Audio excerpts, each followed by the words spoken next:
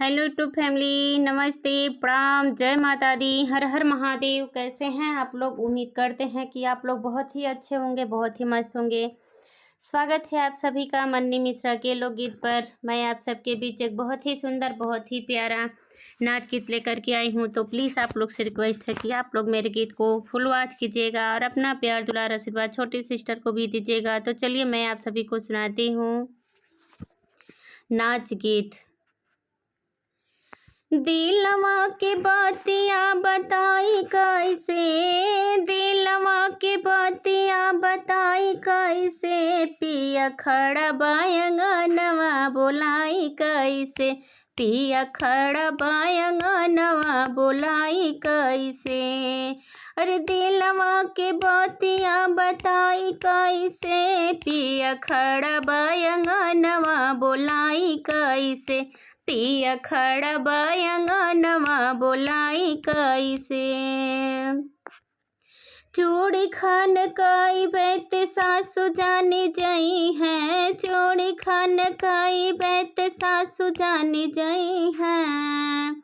अरे माथवा के बिंदिया देखाई कैसे, माथवा के बिंदिया देखाई कैसे, देखाई कैसे हो, देखाई कैसे, देखाई कैसे हो, देखाई कैसे, पिया खड़ा बायंगनवा बोलाई कैसे, पिया खड़ा बायंगनवा बोलाई कैसे।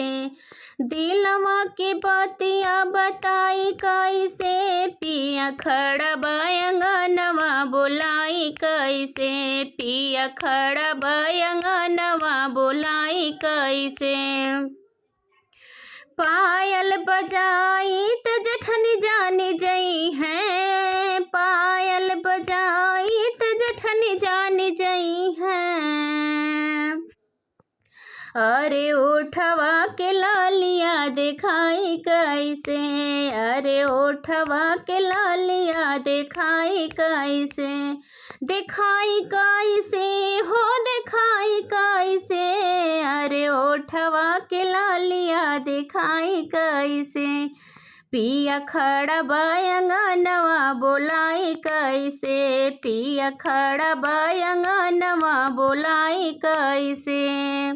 दिलवा के बातिया बताई कैसे, पिया खड़ा बायंगनवा बोलाई कैसे, पिया खड़ा बायंगनवा बोलाई कैसे।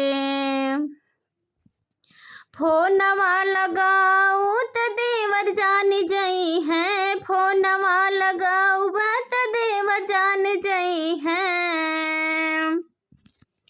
अरे रेशम के चोलिया देखाई कैसे, अरे रेशम के चोलिया देखाइब कैसे, देखाइब कैसे हो, देखाइब कैसे, पिया खड़ा बायंगनवा बोलाई कैसे, पिया खड़ा बायंगनवा बोलाई कैसे। दिलवा के बातिया बताई कैसे, पिया खड़ा बायंगनवा बोलाई कैसे, पिया खड़ा बायंगनवा बोलाई कैसे, बोलाई कैसे हो, बोलाई कैसे, पिया खड़ा बायंगनवा बोलाई कैसे, पिया खड़ा बायंगनवा बोलाई कैसे। मर बेसन करिया ननद जानी जई हैं, मर बेसन करिया ननद जान जई हैं। अरे कैसे के घूंघटा हटाई, अरे कैसे के घूंघटा देखाई पिया के, कैसे घूंघटा में पिया के देखाई हमें ना। दिलवा के बतिया बताई कैसे, अरे दिलवा के बतिया बताई कैसे, बताई कैसे हो, बताई कैसे, अरे पियवा खड़ा बायंगनवा बोलाई कैसे, पियवा खड़े बयंगनवा बोलाई कैसे, पिया खड़ा बयंगनवा बोलाई कैसे।